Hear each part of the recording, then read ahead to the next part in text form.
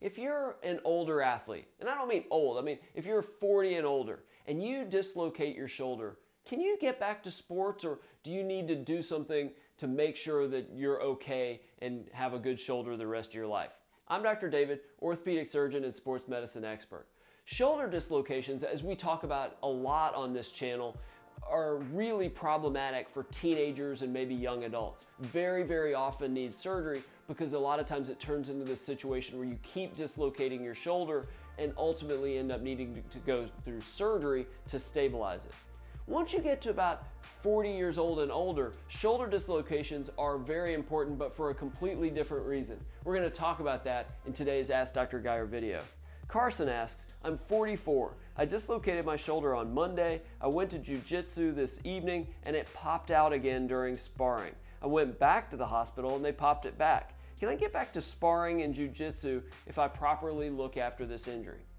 So there's something to look for. Yes, the recurrent dislocations are potentially a problem, but that's not nearly as common in adults over 40 as it is for the high school kids, because they typically tear the labrum, the cartilage bumper along the socket. The problem with adults, especially people over 40 with a shoulder dislocation, when that ball pops out of the socket, is that they very, very often suffer a rotator cuff tear. You know, those are the muscles off your shoulder blade. They form tendons that attach to the tip of your shoulder and basically help stabilize your arm while you're reaching up overhead, out away from your body, and behind your back. So those tendons are very important. And after a shoulder dislocation, if you're, say, 44 in this case, or 50 or 55, you may not just tear one, you may tear 2 or 3 of them. They can be very big, traumatic tears. So after a shoulder dislocation, if you're in that older age group, I'd go see an orthopedic surgeon fairly quickly. Find out if that's what you did. You may have to get an MRI to find out, but if you had a rotator cuff tear, especially if you're active, we're going to probably at least suggest doing surgery before that tear starts to retract further and it becomes a problem that we can't fix down the road. It's at least worth finding out if you tore your rotator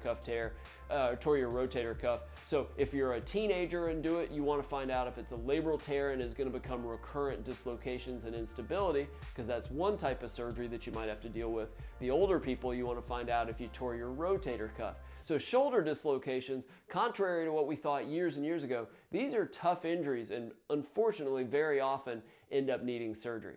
I hope this was helpful. Click the video below for much more helpful information. Make sure to subscribe, and I look forward to seeing you next time.